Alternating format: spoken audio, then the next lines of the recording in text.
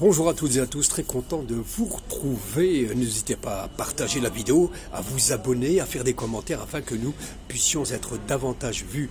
Je parle de la chaîne, évidemment. Merci encore une fois à toutes et à tous.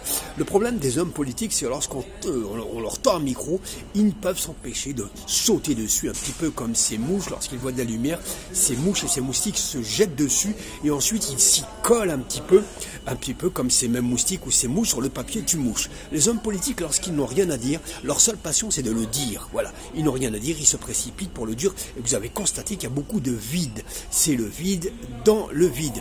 Alors en ce moment, le vide s'organise, si j'ose dire, autour de celui qui voudrait être le nouveau Charles Pasqua. Vous savez, Charles Pasqua qui disait il faut terroriser les terroristes, mais Charles Pasqua c'était quand même une envergure, c'était une carrure et à son avantage, on peut dire, malgré tout ce qu'on pourra dire de négatif sur lui, c'était quand même un homme qui a été résistant à 17 ans.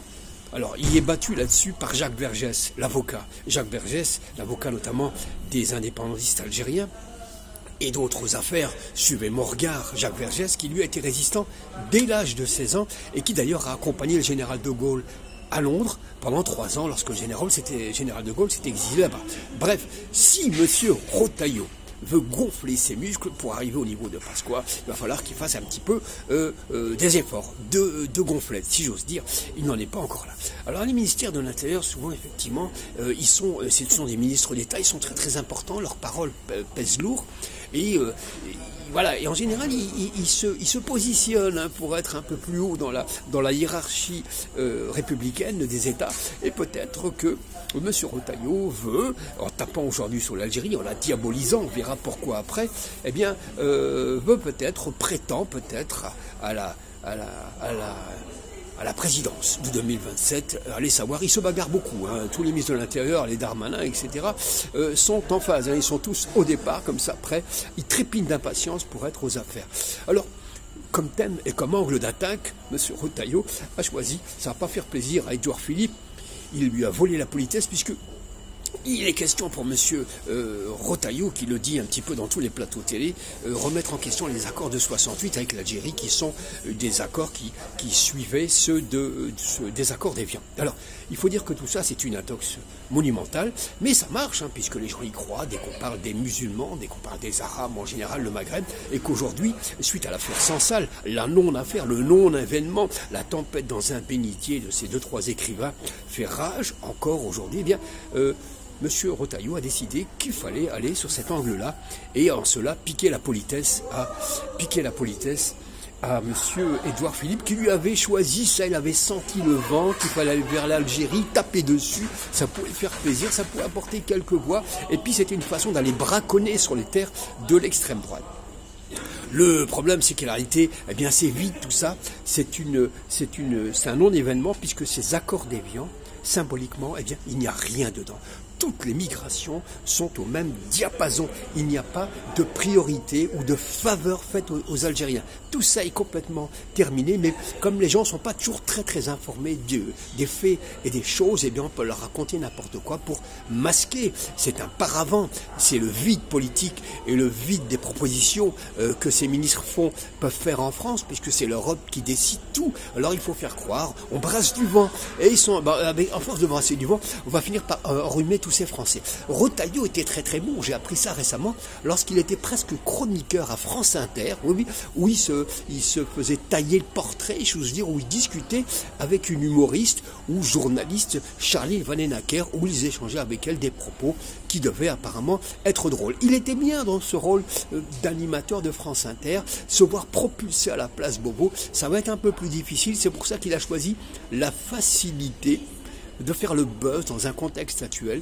choisir le buzz autour d'un non-événement, qui en est un en même temps, on va voir ça. C'est-à-dire de focaliser et de diaboliser et de tenter un lynchage avec l'aide des médias aux ordres évidemment, qui tentent un lynchage de l'Algérie pour exister, et donc pour jouer un petit peu au gonfler ses biscottos. Alors d'aller braconner sur les terres de l'extrême droite, ça va pas faire plaisir à Marine Le Pen, ni à toute la droite ou l'extrême droite, d'aller chasser sur un terrain qui leur était apparemment réservé, c'est-à-dire l'immigration. c'est payant actuellement, puisque les gens cherchent un bouc émissaire, et c'est toujours la même chose. Alors on se demande, mais quand est-ce que ce pays, nos compatriotes français vont se réveiller et comprendre finalement qu'on joue avec leur conscience politique ou leur vie comme on jouerait avec un bilboquet.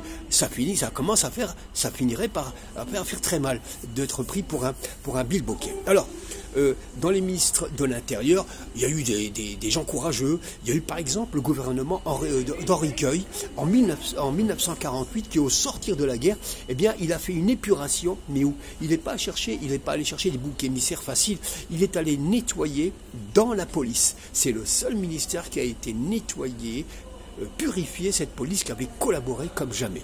Donc, des ministres, il y en a des courageux, il y en a qui le sont un peu moins, et il y en a qui sont opportunistes, et là, il y en a beaucoup. Il y en a beaucoup, hélas.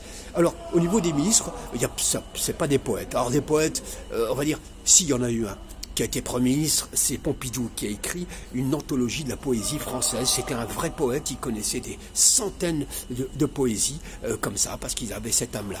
Il y en a eu d'autres aussi qui étaient quelque part des poètes, je pense à Mohamed Ben Amer Zerhouni, qui a été lui presque ministre de l'Intérieur, mais qui s'est chargé des médias en Algérie dans le gouvernement de Lamine Zeroual, et qui lui, effectivement, lorsqu'il a quitté les affaires en 2016, je crois, ou 96, pardon, il est allé faire de l'édition pour faire des qasidates, autrement dit de la poésie populaire, ainsi que des diwans. Il y a des poètes comme ça, il y en a d'autres qui le sont un peu moins. Il y a eu des ministres, je pense par exemple à Ahmed Ghedira, qui a été le premier ministre de Mohamed V, je crois, qui était à façon un homme qui était un homme de pouvoir, mais un homme aussi d'ouverture d'esprit. Et d'ailleurs, tellement d'ouverture d'esprit, je crois que cet homme va même être l'avocat des aviateurs qui ont tenté d'assassiner le roi Hassan II. Donc il y a des hommes comme ça qui ne sont pas forcément aux ordres, qui ont un certain courage de s'attaquer à ce qui est apparemment contre-productif.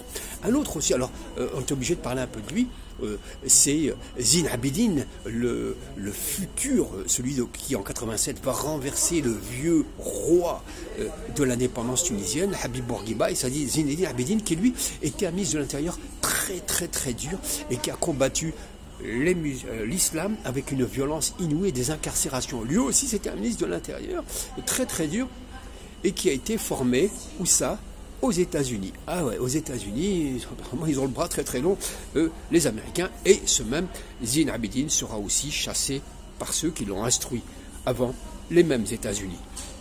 Alors il y en a un autre aussi dont on pourrait dire deux mots, c'est... Alors, il y a eu Jean-Pierre Chevènement qui était un ministre extraordinaire. Jean-Pierre Chevènement qui était celui qui a démissionné pendant la guerre du Golfe, celui qui a démissionné quand le gouvernement en 83 change d'objectif économique. Alors lui, ça a été un mec qui était à la tête de la présidence des amitiés franco-arabes et qui démissionnera parce qu'il va voir dans cette guerre du Golfe, qui est une espèce de néocolonialisme qui revient meurtrier, colossal, à dimension internationale, et Chevènement sera un des grands là. Il y en a un autre aussi dont on ne peut pas éviter de parler, c'est Driss Basri, qui fut le ministre de l'Intérieur très dur de Hassan II, qui lui va être un ministre qui va, c'est ce qu'on appelait les années de plomb au Maroc, et qui va faire les basses œuvres voulues par le roi Hassan II, et qui n'a pas laissé bonne presse. D'ailleurs, en 2016, je crois qu'il y a un film qui est sorti le concernant, qui s'appelait, par Al-Heshmi Lasri, je crois, un réalisateur marocain, qui s'appelait Starve Your Dog, affame ton chien. Ce qui n'est pas très élogieux pour Driss Basri. Je me souviens aussi qu'un rappeur aussi marocain aura aussi fait une chanson autour de Driss Basri, qui a été chassé par Mohamed VI, par le roi Mohamed VI, lorsqu'il arrive au pouvoir. Et c'était un peu l'homme à tout faire de Hassan II, puisque lorsque le journaliste de l'opinion avait écrit un moment en 83, je crois, que les élections marocaines étaient truquées depuis 20 ans, il va être convoqué par ce même Basri qui va dire attention, j'en ai cassé des plus durs que vous, donc calmez-vous. Et parfois il y a aussi des choses qui sortent intéressantes du côté de Driss Basri. Il dira au sujet de la presse algérienne qu'elle était bien écrite, qu'elle était lue par beaucoup plus de monde qu'au Maroc et qu'elle était très bien diffusée. Bon, c'est de la politique, on ne sait pas trop pourquoi il dit ça, mais enfin il le dira quand même. Est-ce que c'est pour attendrir les autorités algériennes en vue des négociations sur le Sahara? Allez savoir, c'est un homme subtil, un diplomate, etc. et qui savait donc manier le chaud et le froid. Alors à l'instar du film qui a été tourné autour de Driss Basri, eh bien, peut-être que demain, M. Retailleau, ayant grossi comme ça, pourra peut-être aussi se voir attribuer un film qui pourrait s'appeler par exemple Retailleau, le Rambo de la place Beauvau. Le Rambo de la place Beauvau, où on pourrait le mettre en valeur, etc. etc. Rêve-t-il d'une carrière comme celle-là de cinéma? En tous les cas, le ridicule ne tue pas, hein, puisque le voir un petit peu gesticuler autour de l'Algérie, alors que dans le même temps, Macron a envoyé un émissaire en Algérie pour essayer de se rabibocher avec les autorités algériennes, avec les soupçons de désir de déstabiliser l'Algérie via la DGSE, eh bien, dans le même temps, continue à gesticuler M. Retailleau, en faisant des grands moulinets, ceci, cela, eh bien, il y a aussi la négociation qui se fait parce qu'il y a la réelle politique aussi, l'Algérie étant aussi, ayant un avenir économique important, la France aimerait bien aussi avoir sa part du gâteau. Alors, dans ce tour d'horizon des ministres de l'Intérieur, on ne peut pas ne pas mettre sur la table le pire pour l'Algérie que fut François Mitterrand, qui fut non seulement ministre de la Justice et qui fera décapiter une quarantaine d'Algériens, mais en plus, il va être aussi ministre de l'Intérieur et c'est lui qui va gonfler, qui va mettre en avant les compagnies républicaines de sécurité. C'est lui aussi qui dira que l'Algérie est française ad vitam aeternam et qu'il brisera tous les fellagas, etc. Donc c'est un ministre de l'Intérieur très très dur et on ne peut pas oublier effectivement le rôle dégueulasse et dégoûtant qu'il a joué lors de la guerre d'indépendance algérienne.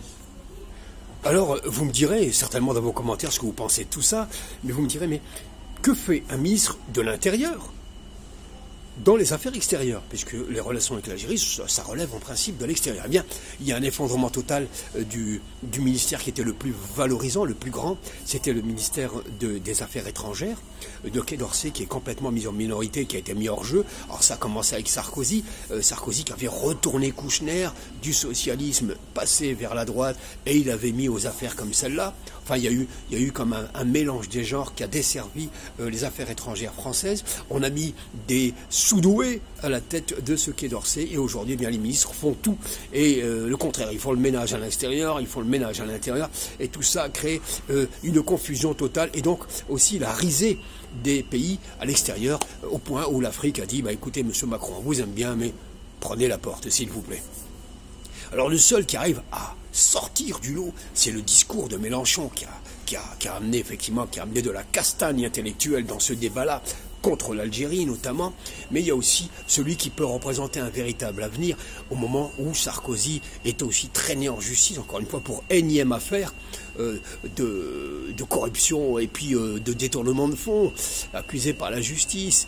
C'est M. De Villepin qui, donc le grand De Villepin, souvenez-vous son discours à l'ONU, lorsqu'il dit « nous on n'ira pas faire la guerre en 2003 » et qu'en face de lui, eh bien il y a Colin Powell qui est complètement fou. Et d'ailleurs Colin Powell dira plus tard « j'allais me lever et frapper physiquement ». C'est quand même dingue, hein, se comporter comme une racaille, un voyou. Colin Powell qui était prêt à les frapper physiquement De Villepin, tellement De Villepin l'avait littéralement aplati, humilié et à travers lui humilié toute cette Amérique arrogante, guerrière et dominatrice.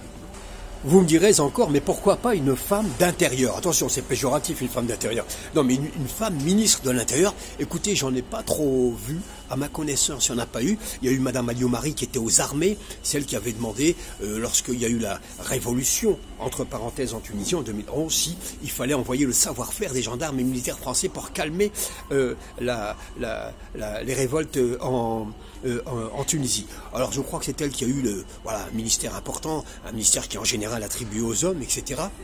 Mais à part ça, je ne vois pas trop de femmes qui ont tenu les affaires de ce côté-là. Bref, ça gesticule pas mal. Ne vous étonnez pas si ça poursuit effectivement à focaliser sur l'Algérie.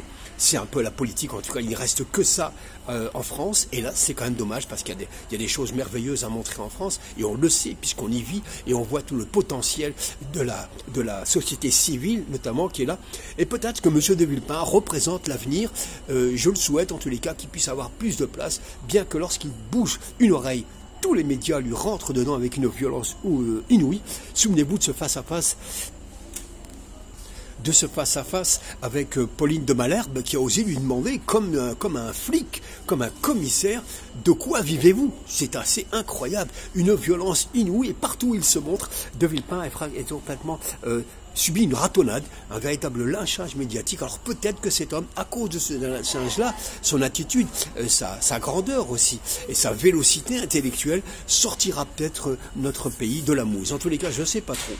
Je vous pose toutes ces questions-là, vous pouvez nous répondre sur les commentaires évidemment, et je vous remercie infiniment et à très bientôt.